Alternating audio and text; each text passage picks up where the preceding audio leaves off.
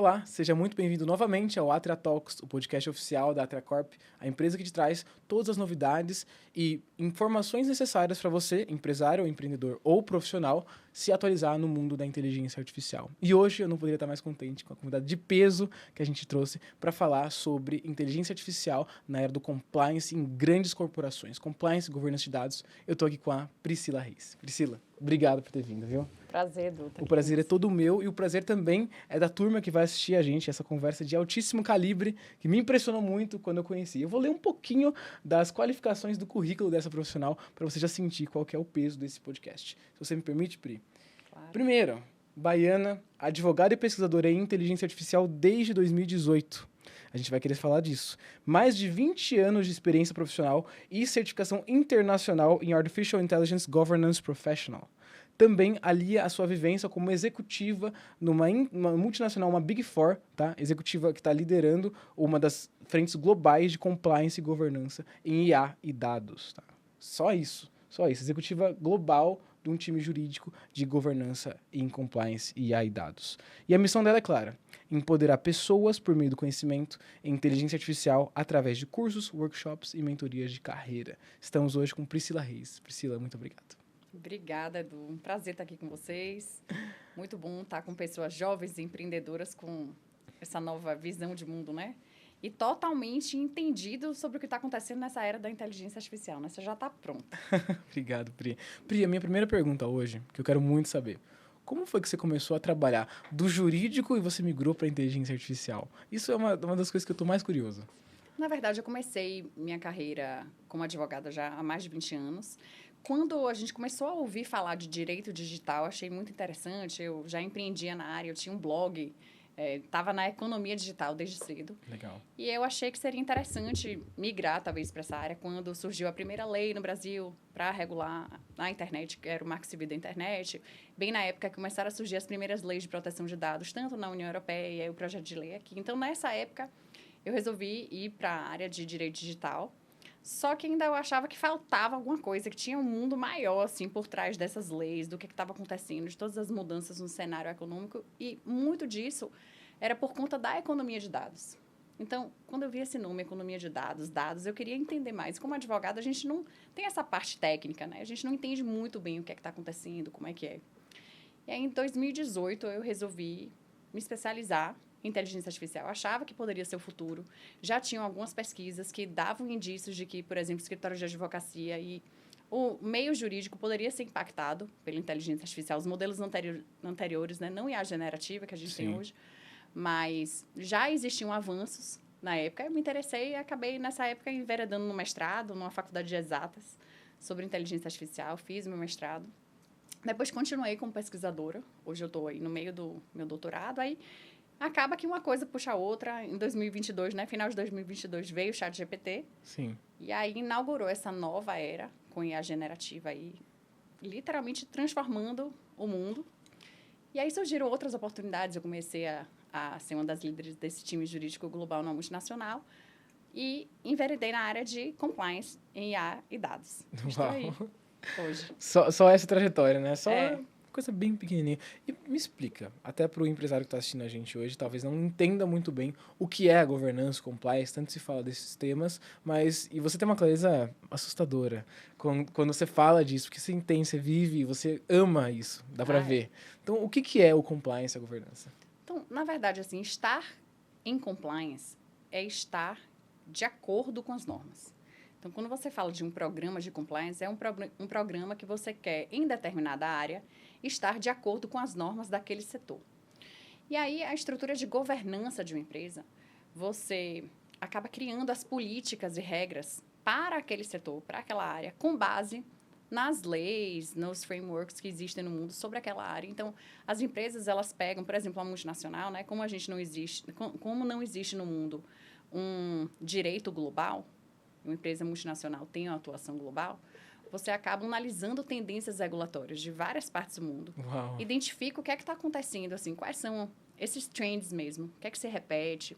E aí você acaba consolidando isso em documentos que viram as políticas internas para a empresa. Então, hoje, eu trabalho no desenvolvimento de políticas para uso e desenvolvimento de inteligência artificial tanto as políticas, que são a política é a estrutura principal, né? Um Sim. documento menor, mas que tem a ver também com as regras básicas. São direcionadores, da empresa. né? É um direcionador, exatamente. Aí depois tem a etapa dos standards, né? Que Sim. são as estruturas mais específicas, o que eu posso fazer ou não fazer especificamente naquele setor, né? Então, como que eu poderia desenvolver determinada inteligência artificial, se eu posso desenvolver em qualquer setor, se eu posso fazer um IA para, por exemplo, fazer análise do crédito social, do score social de uma pessoa. Posso, não posso? O que é que o mundo fala disso? Então, a gente aplica essas regras, a gente aplica essa análise do que está acontecendo no mundo para a estrutura interna das empresas e define as próprias políticas. E isso que é a estrutura de governança.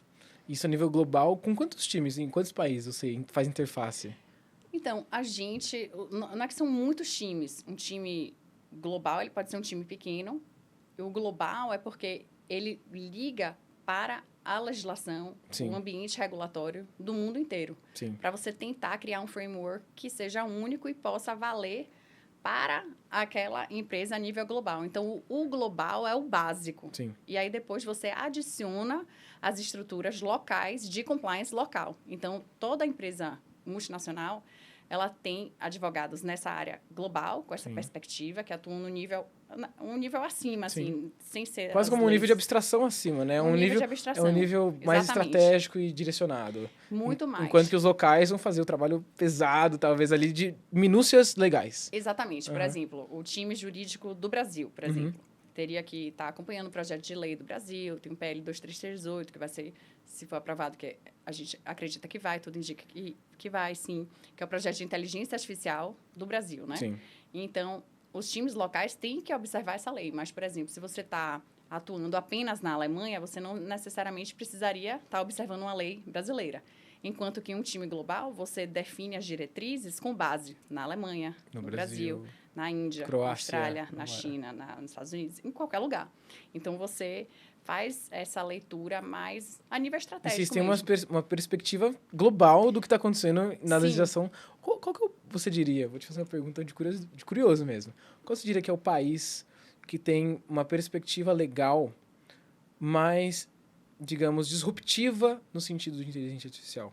Então, qual que seria... A palavra disruptiva é meio assim, né? Tem uns países que têm umas estruturas interessantes. Por exemplo, o Japão é um país que eles falam que é soft law. É uma coisa branda, assim, menos leis rígidas, mais impulsionamento das empresas na economia, mas tem algumas regras, algumas diretrizes e até algumas compensações. Por exemplo, às vezes não está descrito na lei, não tem uma regra sobre o que você pode ou não pode fazer, porém, eles dão diretrizes do que eles gostariam ou do que é ideal para aquele panorama do país, e aí eles podem dar compensação, como se fosse assim, prêmios para uma empresa que segue aquela linha. Então, isso daí, por exemplo, eu acho que é um modelo bem interessante. Acontece no Japão. Que interessante. Já o Brasil, a gente acabou, quando esse projeto de lei surgiu, ele era muito parecido com a União Europeia. Agora ele está se transformando, assim. Eu acho que o Brasil está indo para um caminho bom, porque eu acho que está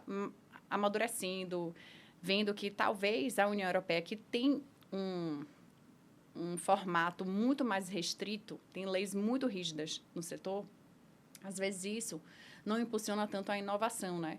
Você não fomenta a inovação. Então, um país como o nosso, que a gente precisa crescer, né? É um país ainda em desenvolvimento e tudo mais, se você tem leis muito rígidas, por mais que você precise proteger direitos, você não pode ser tão rígido ao ponto de você não atrair investimento para o Brasil. Então, acaba que a gente tem que ter, quando é um país em desenvolvimento, esse meio termo. Sim. A União Europeia, hoje, é o conjunto de países que tem um regime regulatório mais rígido, assim. Então, existe uma lei chamada EU AI Act, né, que é a lei da União Europeia, a primeira lei robusta no mundo sobre inteligência artificial, e define várias regras numa abordagem baseada em risco. Então, ele define o que é risco baixo, o que é alto risco e, eventualmente, até alguns casos de uso proibido de inteligência artificial naquele conjunto de países, né? E aí, muitos países no mundo começaram a seguir essa linha da União Europeia, só que, com o tempo, os países também foram vendo que aquela lei tão restrita também pode ter esse efeito afastar de impedir um pouco a inovação, afastar o investimento. E até para você conseguir efetivamente cumprir a lei, você precisa de muito investimento. Você precisa de dinheiro mesmo para você conseguir ter uma estrutura, por exemplo, um software muito bom de compliance para monitoramento, gerenciamento de risco. Então, empresas pequenas e médias, às vezes, não conseguem ter até um budget para poder fazer o investimento todo que precisaria para estar em compliance com uma lei robusta como a União Europeia. Então, acaba que isso é pesado, mas a lei está em vigor e as empresas que querem estar atuando, né, vendendo seus produtos e serviços na União Europeia, elas têm que cumprir a lei lá. E aí você tem um modelo, por exemplo, dos Estados Unidos, que é bem diferente, assim, só que os Estados Unidos opera de uma forma diferente do que a gente está acostumado no Brasil. Porque a gente, no Brasil, a gente segue a linha do civil law, né, que a gente é baseado no direito romano, aquelas leis codificadas, grandes volumes de textos jurídicos, né, muitas leis. E os Estados Unidos não é civil law, é common law, né, o direito baseado em precedentes, em jurisprudência. Então, eles não têm tantas leis assim. Então, tem várias regras e diretrizes, frameworks, só que não tem essas leis robustas a nível federal. Muito, né? Mas os estados, eles têm liberdade legislativa. Então, tem estados lá nos Estados Unidos que têm leis mais restritas sobre o uso e desenvolvimento de inteligência artificial. Uau! Enquanto tem outros estados mais flexíveis e tem aqueles estados que ainda não legislaram e que estão seguindo usando a common law. A common law e a regra geral, se eventualmente o próprio poder público, o país a nível federal, se legislar, eles podem acabar seguindo aquilo. Então, assim, é um modelo, e com o presidente novo nos Estados Unidos, que é muito pró a inovação, ele quer menos regulação para ser menos restrito, para poder avançar muito a inteligência artificial, Sim. né?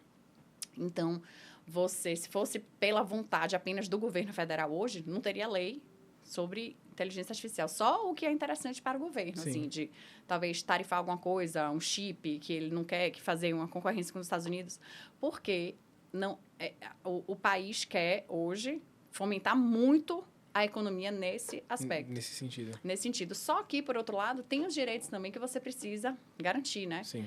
Então, nos Estados Unidos também, a questão do direito autoral é muito forte, né? E tem muitas discussões sobre direito autoral. Até porque isso aí afeta outros negócios, né? Sim. Então, assim, esse ambiente regulatório, essa área de compliance, a gente fica mapeando tudo isso, tentando entender o que é que está acontecendo no mundo e as tendências regulatórias, porque é uma coisa interessante, existe a lei e existe o projeto de lei. Quando o projeto de lei sai, quando ele é publicado, dependendo do país e do regime, né, do país, de como é que é o processo legislativo, ele pode demorar bastante para ser aprovado.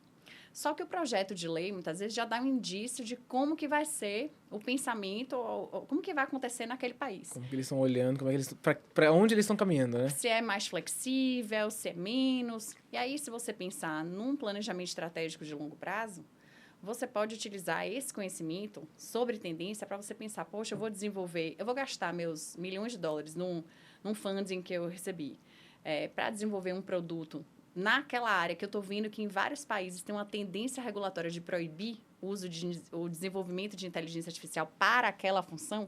Não vou gastar meu dinheiro para essa função, vou focar em outras coisas. Você entendeu? Entendi. Então, ajuda a você entender até onde que você vai botar o dinheiro. E como é que, por exemplo, tem muito empresário que assiste esse canal aqui, né, esse conteúdo. Uma dica prática, claro, você é um time global e você tem acesso porque você constrói esse conhecimento, né? Você não acessa, você constrói esse conhecimento de tendências globais. Qual que é uma das tendências globais mais interessantes ou mais fortes ou firmes que você tem visto se formar? Então, olha, para empresas ou empresários que querem desenvolver inteligência artificial no setor X ou na área X, isso aqui é bem visto ou isso aqui, vão barrar em questão de 5 anos? Eu acho que, assim, coisas que restringem os direitos já garantidos de pessoas, eu acho que tem uma tendência global a ter algumas restrições aí. Por exemplo, ou coisas que invadem muito a sua privacidade, sistemas de monitoramento de pessoas, né, de vigilância em via pública, o tempo todo, constante monitoramento, onde você pode identificar as pessoas a qualquer momento. Tipo, você poderia fazer isso, monetizar com monitoramento, dados, segurança, alguma coisa para o governo. Exatamente. Então, assim, aí vão ter exceções, para, de repente, para você identificar a possível autoria de um crime, pode ser que você use, mas talvez não para tudo, porque a sociedade ela não aceita ser constantemente monitorada, vigiada, né? Como se a gente estivesse no Big Brother constante. Uhum. Então, a sociedade não aceita. Então, essas coisas que tocam direitos já garantidos, ou então que podem trazer algum nível de discriminação, por exemplo, você tem modelos de inteligência artificial hoje muito usados por bancos que fazem análise de crédito das pessoas. Sim. Esses modelos só estão já cada são vez desde os anos mais... 80, tá por aí. Exatamente. Aí, a questão... Esses e, por exemplo, outros também, como na área de RH, que já é largamente utilizado. Sim. Essas empresas, elas têm que se preparar, à medida que o ambiente regulatório vá apertando, elas têm que se preparar para meio que explicar minimamente o porquê daqueles resultados. Uhum. Por que, de repente, você conseguiu conceder o crédito para a pessoa X e não para a pessoa Y? Ou então, no ambiente de RH, por que você contratou a pessoa X e não a pessoa Y? Então, principalmente, quando as decisões são tomadas 100% de forma autônoma por um sistema de inteligência artificial, já existem assim, indícios, tem leis, sei lá, lei na cidade de Nova York, que você não pode utilizar sistema de inteligência artificial para fazer contratação de pessoas sem que a pessoa, como é 100% autônomo, né? Sem que a pessoa saiba por quê, ou tenha o direito de ir lá e assim, montar o caso dela. Sim, sabe? fazer uma requisição de, olha, eu não discordo, eu quero justificativas, né? Exatamente. Então, essas coisas de 100% de autonomia pode ser um pouco difícil. E aí, coisas que estão avançando muito, né? Hoje a gente só fala em agentes de inteligência artificial, né? É o nome de... É o nome, 2025, tá na moda, o hype tá no agente de IA. Tá na moda e eu acho que não é só o hype, o que a gente espera, o futuro mesmo da inteligência artificial é que a gente possa automatizar mais processos. E o agente, não só um agente único, mas um sistema multiagente, ele de fato ajuda a você executar múltiplas tarefas ao mesmo tempo e você tira um pouco aquele humano no meio. Só que, eventualmente, quanto mais autonomia você dá ao agente, mais risco você traz, né? Porque você não tem uma curadoria ali, uma supervisão humana. Imagina, você tem um time de multiagentes ali de 50 agentes para fazer uma tarefa que você tem 4 ou 5 pessoas responsáveis. Então, como que as 4 ou 5 pessoas vão fazer a curadoria de todo o trabalho desses agentes, né? Então... Exatamente. Então, o risco está muito assim, o tanto de autonomia que você dá aos modelos de inteligência artificial. E aí, as salvaguardas, né? Os guardrails, eles têm que estar em torno disso. Sim. Mais ou menos nessa linha, assim, do que a gente está vendo. Existem projetos, ou pelo menos intenções, de ter que tornar guardrails públicos para algumas IAs? Então, se for falar de agentes de IA... Que são uma coisa mais privada. Não, as leis que a gente tem hoje, elas não estão falando especificamente dos agentes de IA do jeito que eles estão sendo apresentados hoje. As leis, elas não falam isso. Elas falam... Ainda não, né? Não, ainda não. Então, existe uma certa... liberdade até do empresário que está desenvolvendo os seus sistemas, seja um agente ou um sistema multiagente, de usar... Aproveite que não existem leis, né? Porque não tem leis, porque tem a ver com você simplesmente delegar, dar um pouco mais de autonomia para uma máquina. Sim. Só que aí as leis existentes, o corpo, a base até do direito civil já existente, já deveria proteger se acontecesse alguma coisa. Então, por exemplo, se a empresa que está ali montou um sistema multiagente, se com aquela atitude do agente, se aquilo causou um dano, se não tinha um humano ali, né, fazendo orquestrando, a supervisão ou orquestrando, você não vai poder responsabilizar a inteligência artificial, né? Porque os modelos... Alguém, no final, é uma pessoa que assinou... Exatamente, porque a inteligência artificial é um modelo matemático, né? São modelos estatísticos de probabilidade. Nada mais é do que 0 e 1 ali dentro daquela arquitetura tecnológica. Mas não tem uma pessoa. Então, sempre você vai ter que ter um agente responsabilizador, que é o humano, a empresa por trás, enfim. Então, mas ainda tem bastante liberdade aí. E é muito assim, o que eu estou fazendo está ferindo algum direito já garantido? Tipo, na lei normal, não precisa ser na lei de inteligência artificial, no direito civil. Entendi. Tipo, no Código Civil, entendeu? Sim. Ou algum outro, num código... Não, o Código Civil incorporou as leis, né, do Código Comercial, mas... essas regras já pré-estabelecidas, entendeu? E uma pessoa poderia, por exemplo, fazer numa pesquisa rápida, né? O empresário quer desenvolver um sistema ou uma nova inovação, um novo produto a partir de um know-how que ele tem ou de uma IA que ele viu alguém fazer e fala, quero fazer para mim também. Então, uma das melhores práticas que ele teria, pensando em governança compliance, seria, tá, eu vou carregar, eu vou usar o Código Penal, ou Código... Quais são Código Civil, Código Civil. básico, né? As O leis Código básicas. Civil básico e fazer uma busca. Eu posso fazer uma busca disso usando IA? Pode, obviamente. Pode? Você pode buscar. Você pode ir lá carregar o Código Civil. Sim, e falar assim, ó, com base nas leis existentes aqui, nesses links, o que é que essa atividade desse agente, ela poderia estar ferindo alguma coisa, entendeu? Entendi. Aí, o que é interessante é a gente analisar os modelos regulatórios já consolidados no mundo. Por exemplo, se você vai fazer um investimento muito grande num novo projeto de inteligência artificial, aí eu recomendaria ao advogado do empresário tá fazendo uma análise básica do modelo da lei de inteligência artificial da União Europeia, do AI Act, porque ele define mais ou menos as bases do que está acontecendo no mundo. Então, principalmente, se você quer escalar seu negócio para fora do seu país, inevitavelmente você vai seu querer... negócio já é fora do país, ou né? se o seu negócio já é, inevitavelmente você vai querer alcançar mercados como a União Europeia. Na União Europeia e Estados Unidos, você quer. Você quer Então, tá lá. já que você pretende isso, ou se eventualmente for o seu futuro, o target também, esses consumidores da União Europeia, o seu produto ele já tem que estar em compliance com isso. Então, minimamente, como é a lei mais robusta hoje do setor, Sim. vale a pena olhar, ver ali o que é que a lei fala que são os riscos excessivos ou o que é proibido. E aí, tentar falar assim, ó, não vou seguir essa linha aqui. Mas tem todos esses outros que, mesmo sendo arriscado, porque a lei ela vem proteger as pessoas, né? Sim.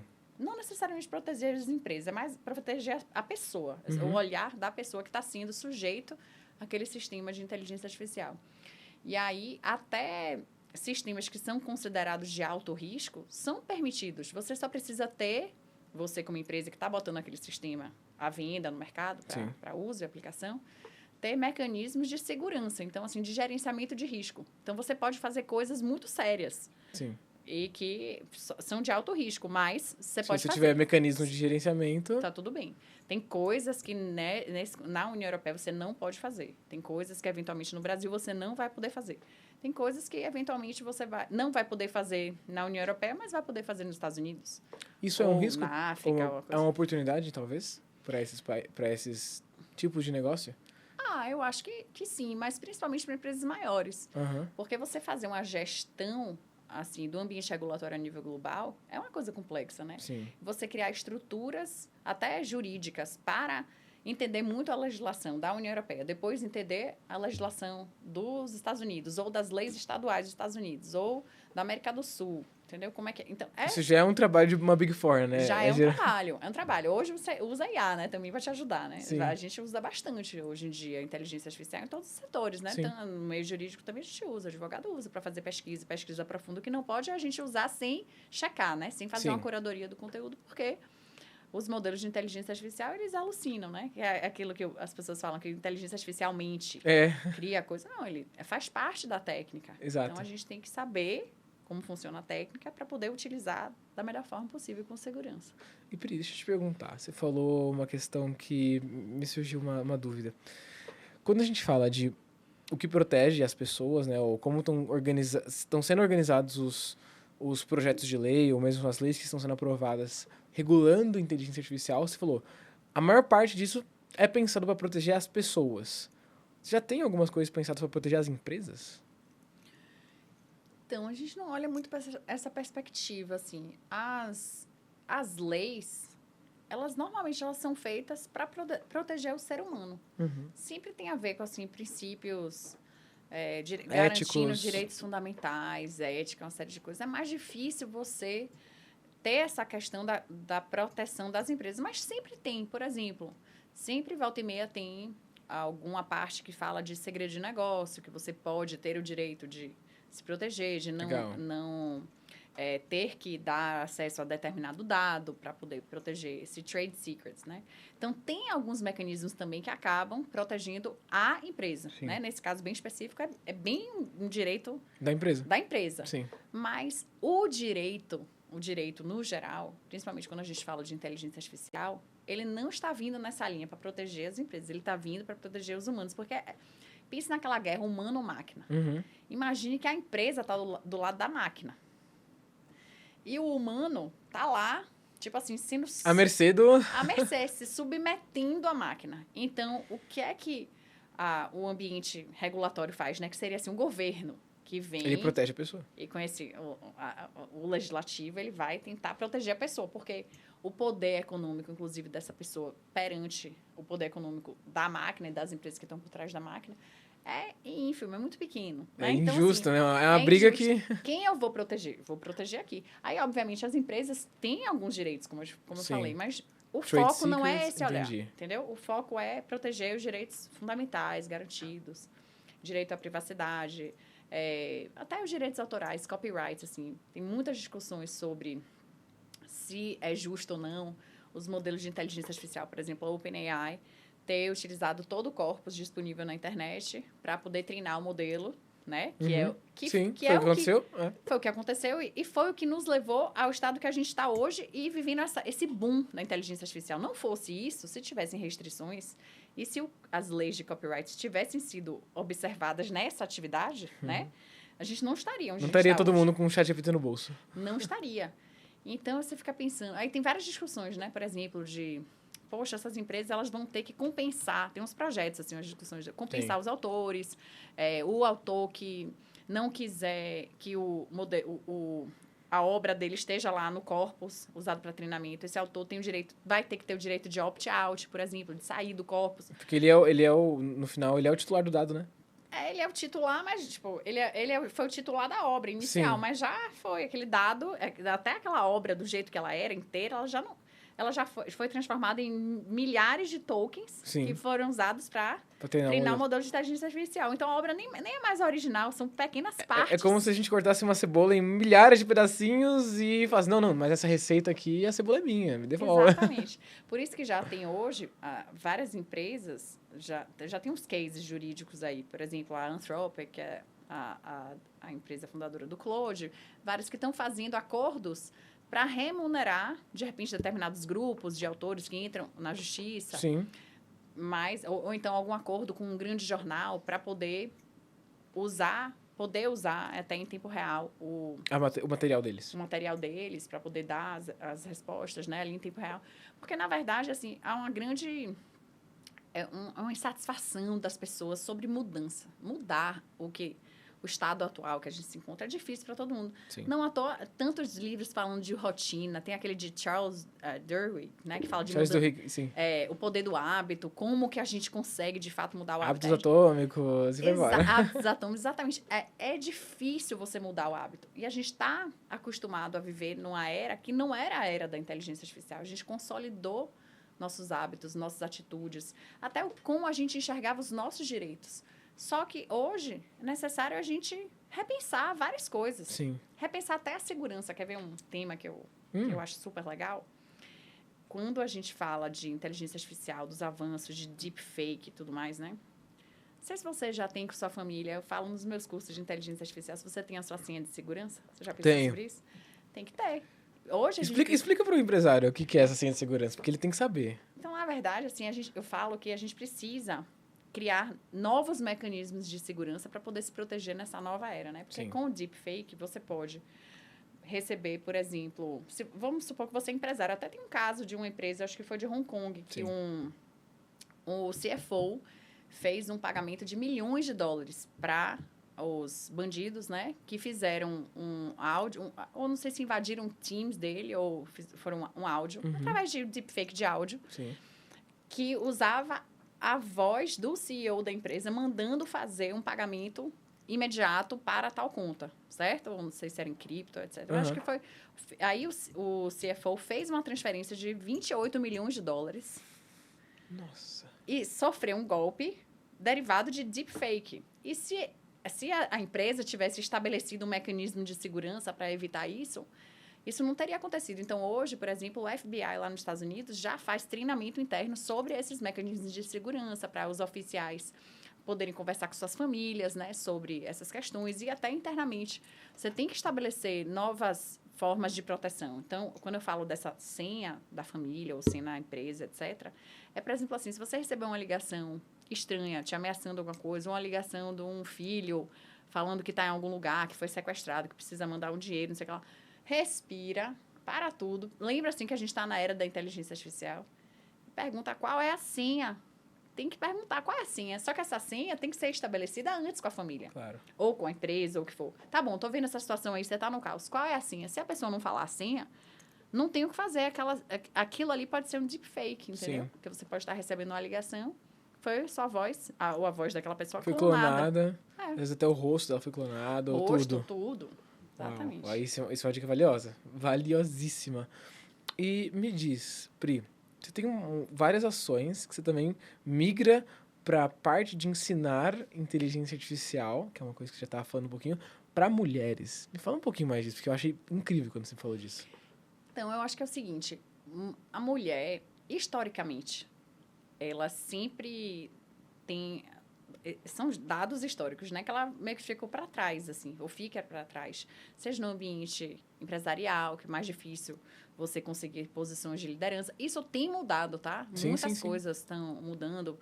Essa pauta de diversidade agora está muito maior nas empresas e tudo mais, mas não estou nem falando de executivas. Estou falando da mulher real, assim, do dia a dia. Às vezes é uma dona de casa, é uma pessoa que não teve essa instrução, não teve a chance de estar, de repente, onde eu estou, que eu entrei no ambiente corporativo e sou uma executiva de sucesso. Mas, assim, elas querem aprender também sobre inteligência artificial. Primeiro que o fato de estar relacionado à pauta de tecnologia já assusta, Sim. porque muitas delas falam assim, mas eu não sei usar nem direito o meu computador. Então, como que eu já vou aprender inteligência artificial? Então, já tem essa barreira tecnológica, né?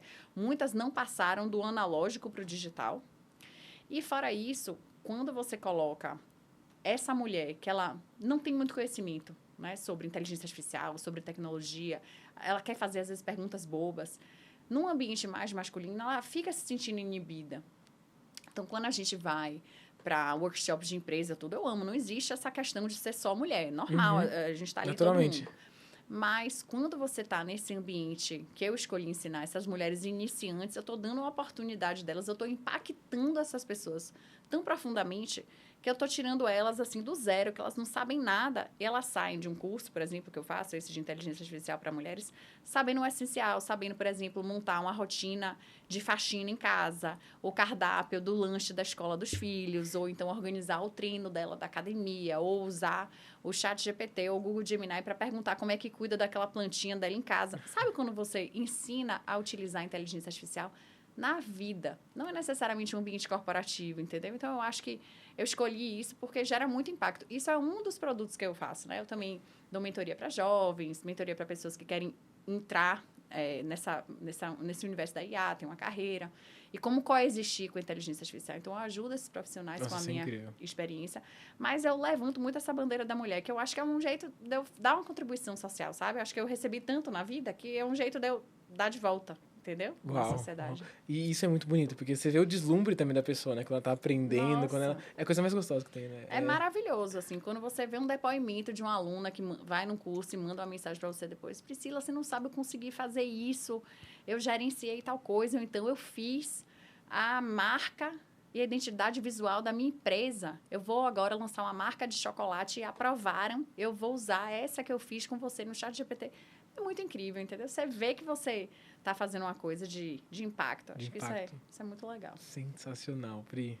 Pri, minha última pergunta, até porque parece que não, mas a gente já ficou aqui bastante tempo falando. Muito rápido, né? Muito rápido, né? Minha última pergunta, qual foi, talvez, dentro da sua carreira como executiva e também com todas as suas outras atuações, seja no direito, né, na parte jurídica, seja na atuação com IA, e agora que elas estão mescladas, né, que é o mais legal de tudo, e agora mescladas também para essa função social de ensinar e de fazer esse give back. Qual que foi uma coisa que você aprendeu e é um conselho que parece contraintuitivo à primeira vista? Uma coisa que você fala, nossa, isso aqui eu aprendi... É contraintuitivo. Eu aprendi porque a prática me ensinou, porque a prática me apresentou esse conceito. Nossa, eu não teria aprendido isso se eu não tivesse mesclado tantas experiências. Nossa, que pergunta difícil. Não sei se vou conseguir responder exatamente assim, mas acho que 2 aprendizados assim bem grandes que eu tive, tanto atuando com inteligência artificial, aprendendo, ensinando, assim, vivendo o meu dia a dia mesmo, que agora a IA está na minha vida de manhã até de noite, na vida em todos os dias. Sim. Acho que 2 coisas. Uma, que não tem mais como a gente não coexistir com a inteligência artificial. Não existe mais você dizer, é muito difícil, a barreira tecnológica, ela já está aí. Já virou uma realidade. Então, se você não encarar esses desafios, não é que você vai ficar para trás, é assim, você vai ficar numa outra era. E não vai dar mais nem para conversar com você. É extinção social. Extinção, total. Uau. Então, isso eu acho que é uma coisa, a importância da coexistência com IA, assim, como uma coisa que eu aprendi, que a gente precisa fazer. E eu acho que a outra coisa que eu também achei que aconteceria, mas hoje eu acho que não acontece. Quando a gente começou a ouvir falar de inteligência artificial generativa, todo o poder dela, tinha nessa pauta a conversa de que a IA ia trazer para a gente ou ia nos dar mais tempo. E eu estou achando difícil a IA nos dar mais tempo. Eu acho que a IA, ela nos dá mais eficiência e a gente consegue ser mais produtivo no mesmo tempo. Sim. Muito mais produtivo. Só que as atualizações são tão constantes e esse ambiente ele está mudando tanto e tão rápido que o tempo que você ganharia depois que você domina uma ferramenta e está ali ótima, usando ela e já está ganhando produtividade, etc., você respirou, você já tem que correr atrás para aprender a nova ou a atualização. Então, assim, é aquele... Você troca a sua atividade, mas o Você tempo troca. continua sendo consumido. O tempo está sendo consumido e muito. E parece que a gente precisa de mais tempo para aprender mais coisa, porque fica com aquele FOMO, né? O fear of missing out, que você fica, meu Deus, saiu atualização nova. Agora você viu sei lá, um comentário de que morreu essa IA, agora já é essa. Então, assim, calma. Saber que não é que você vai ganhar tempo. Talvez você vai aprender a gerir melhor o seu tempo, se tornando mais eficiente, vai ser um profissional melhor. Eu, por exemplo, como advogada, vou entregar peças melhores com a ajuda da inteligência artificial, com menos erros, mais eficiente, mas eu não acho que é exatamente ganhar tempo. Eu acho que a gente vai ganhar eficiência, vai ser mais produtivo, mas consumindo também o tempo muito mais na educação do que na execução. Então, você educa, vai gastar todo aquele tempo se educando, e aí o tempo que você gastava na execução, que era muito grande, você vai executar bem pequeno, naquele tempo bem curto. Entendeu? Uau. Mas o tempo na educação é o tempo maior. E você contrata... Tá, minha última pergunta. Não vou conseguir não fazer essa. Hoje, por exemplo, você tem que contratar um estagiário. Alguém para te ajudar. Tá. Quais são as habilidades que você olha para essa pessoa, pensando que agora existe inteligência artificial? 2, 3, 5 anos atrás, as habilidades eram outras que a gente olhava. Sim. E o que a Priscila olha hoje? Fora o fato da pessoa ter que já estar usando IA, e dominando o IA. O jovem tem que dominar, porque senão ele não vai se destacar, porque não vai ter muito espaço para um jovem, porque o sênior que tem toda aquela bagagem, todo aquele repertório, se ele dominar a IA, ele vai ser um foguete mais do que o jovem que não tem todo o repertório, na Vai verdade. ser hiper eficiente já, né? Hiper eficiente. Então, o jovem ele tem que dominar. Só que eu acho que mais que isso, é o que você falou, assim, outras habilidades. Habilidade de comunicação, saber falar em público, saber vender um produto, saber, de fato, ter uns skills onde você tem a mobilidade. Eu falo que o profissional hoje, ele não vai ser mais aquele super especialista. Não é só, eu não quero o estagiário, que ele é muito, muito, muito bom para uma coisa. Eu quero aquele que tem uma visão, assim, sabe, geral, estratégica, e que consiga, se for necessário, aprender uma tarefa para executar várias coisas. Ele vai aprender um pouco daquela tarefa, um pouco ali, ele vai ser um profissional multi, porque eu percebo que a gente tem falado de futuro muito em projetos. Então, você tem que ter uma habilidade legal, aprender ali rápido, né? Esse aprendizado rápido vai ser importante para você executar as tarefas necessárias para fazer aquele projeto.